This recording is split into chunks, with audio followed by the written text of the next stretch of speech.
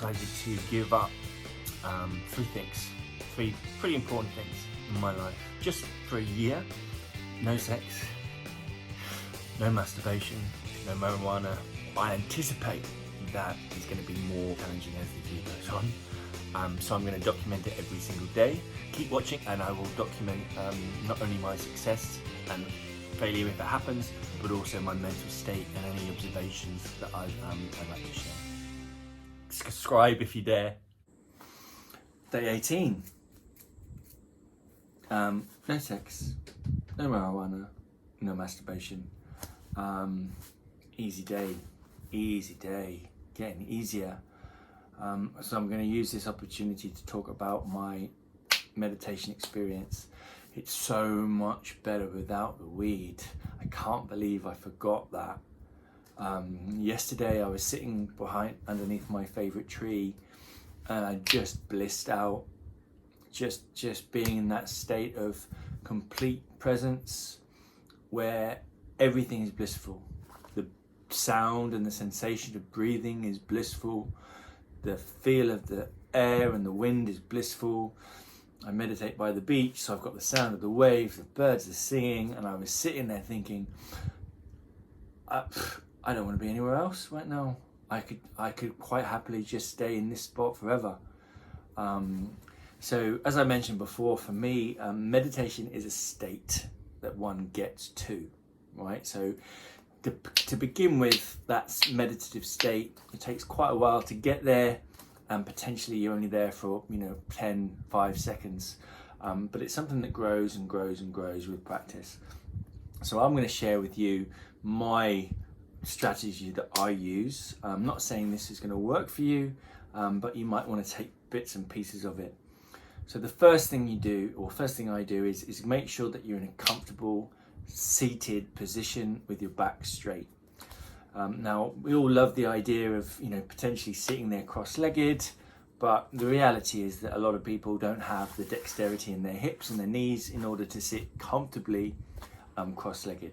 So if you can't sit comfortably on your ass with your legs crossed, with your back straight, don't even attempt it, because there's no way that you can get into a meditative state if you're uncomfortable. It's very, very difficult. So if you need to be, just sit on the end of a seat, a chair, just make sure your back is straight.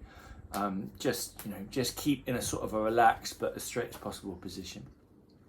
And then the first thing I do, which is a strategy or a technique that I learned from Abraham Hicks, is called floating the cork, which is probably going to sound counter intuitive to what you may already think about meditation, which is about silencing your thoughts. So first thing is you have to do the absolute opposite, or you don't have to, but this is what I do. So I sit there and I just allow my thoughts to run their course, whatever course they might be, whatever direction they take.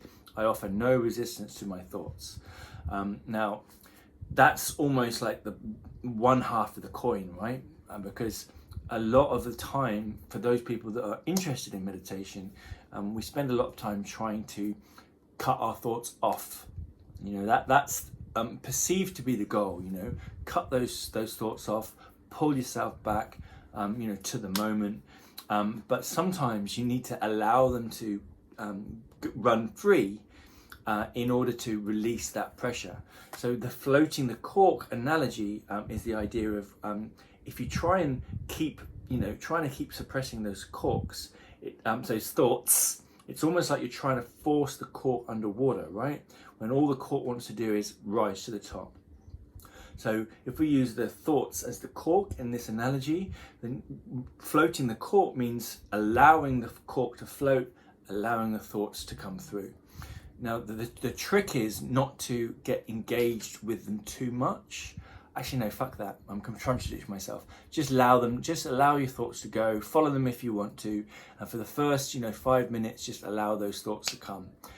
For those with an active mind, it might be 10 minutes. Just allow the thoughts. Don't worry about judging them or trying to stop them. Just allow them to flow. Once you've released that pressure, then what I tend to do is, I tend to just try and, first of all, concentrate on my breathing. So notice the sound of my breath and the sensation of my breath as it goes in and out. Now, as the thoughts come up at this stage, not acknowledge them, and then go back to the breath. Okay, so try and keep in sync with your breath as much as you can. Easier the more practice you have.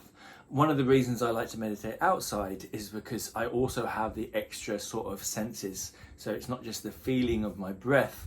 I can actually focus on the sounds of the ocean, the sounds of the birds, the smell of the the nature, the sounds of the ocean.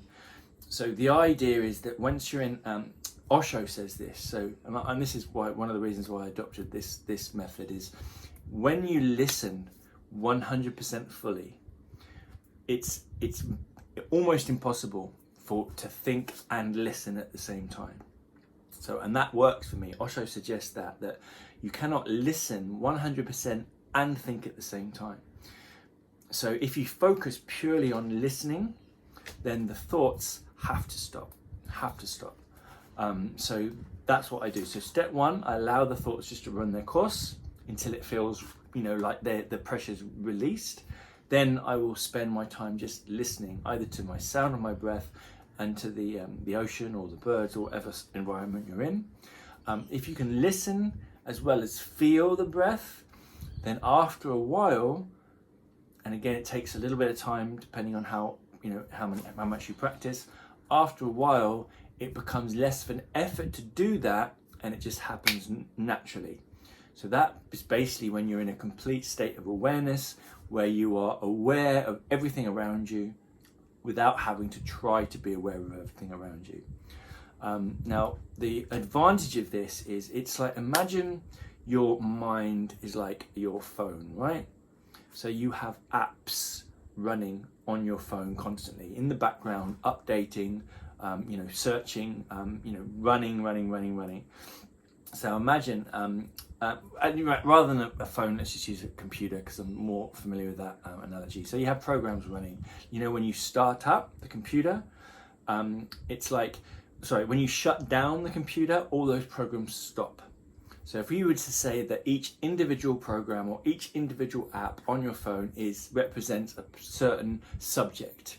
So let's just say, one of these programs is, thinking about work. Another program is thinking about relationships. Another program is potentially thinking about whatever it might be.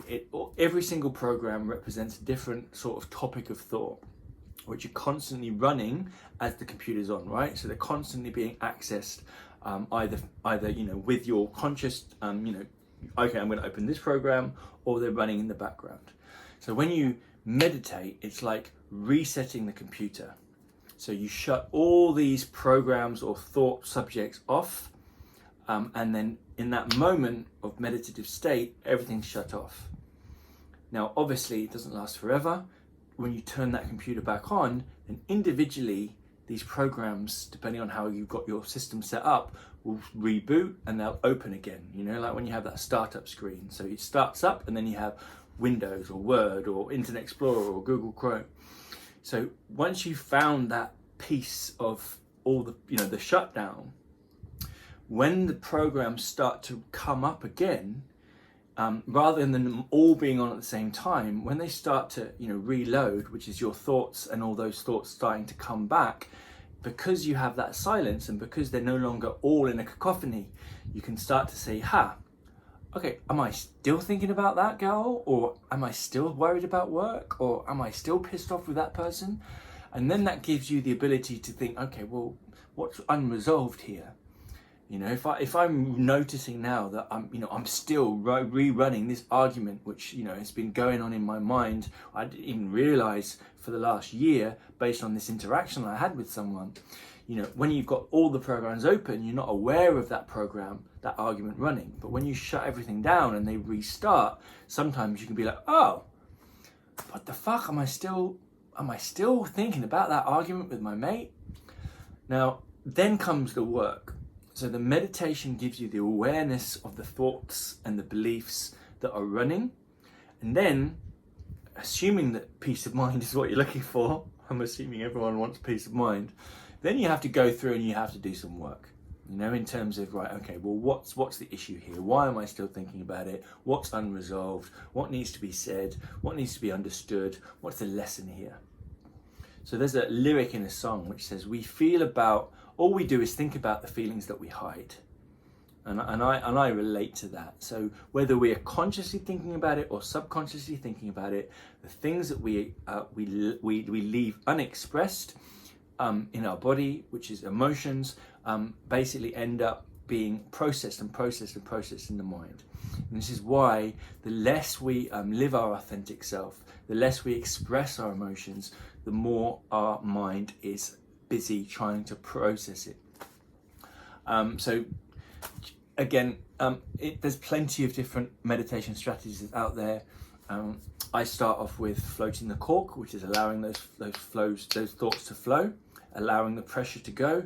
Then I go into a state of feeling my breath in and out, and when the thoughts come in, you just sort of come back to the breath.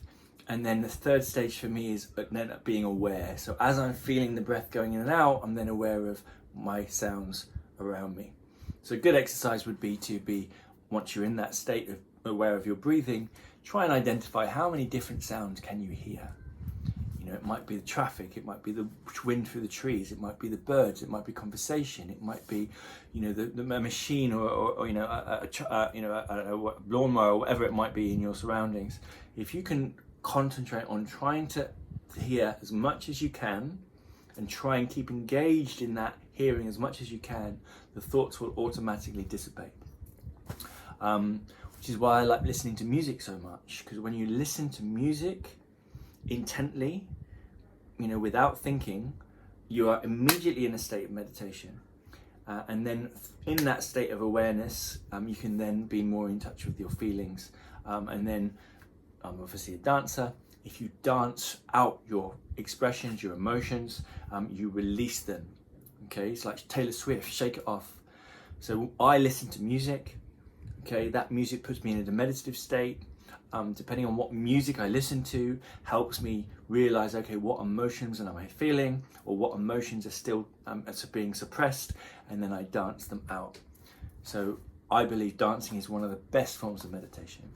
But give me a thumbs up if you agree, or maybe write a comment about how you like to meditate. There's plenty of ways to do it, it gives you peace of mind, and that's what we're all really looking for, is peace of mind. So yeah, hopefully you enjoyed this. Subscribe if you're there.